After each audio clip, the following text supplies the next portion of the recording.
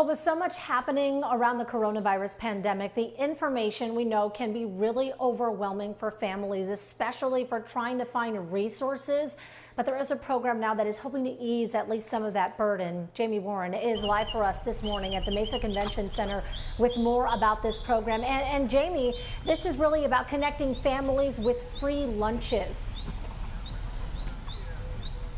Right, Allison, because since schools closed down, many of these schools are still providing free breakfast and free lunch for students in need. But there's a new text service that was just created. It was created actually by the nonprofit No Kid Hungry. And so I have Angie Rogers. She's the CEO of Arizona Food Bank Network this morning with us to explain how this works. And Angie, first off, how did you guys come up with this idea?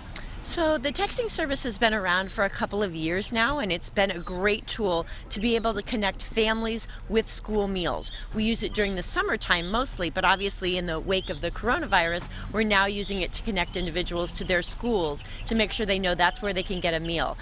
All they have to do is text 877-877, the word food or comida in Spanish, and that will connect them to their closest meal site that they can go and pick up some free meals. Yeah, and I actually have it on my phone, so if we want to pan over to that really quickly, you type in your address and then it gives you this huge list with the times, the days, and the different locations for those pickup and drop-off sites.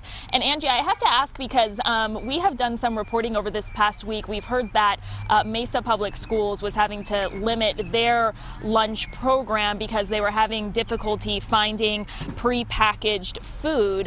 There was limited supply of that. What do you know about that, and what are you hearing about that? We're hearing that's an anomaly, that it's a limited case, that there is food definitely in the supply chain, that folks should not be worried that we're short of food, but there may be vendors that typically serve those schools that are seeing that their supply chains have been disrupted, so those prepared meals may be in short supply. We're working very quickly, obviously, to make sure that that's the case, and they can continue to come out to, obviously, food banks if they need to get food. Okay, and again, that number is 877-877. You just text the word food, and you can get your nearest free breakfast and lunch locations for your children. And we were at the Mesa Convention Center this morning because they are doing a giant food distribution to anyone who's in need, not just children and students. So in the next half hour, we will talk about the demand that they're seeing over here.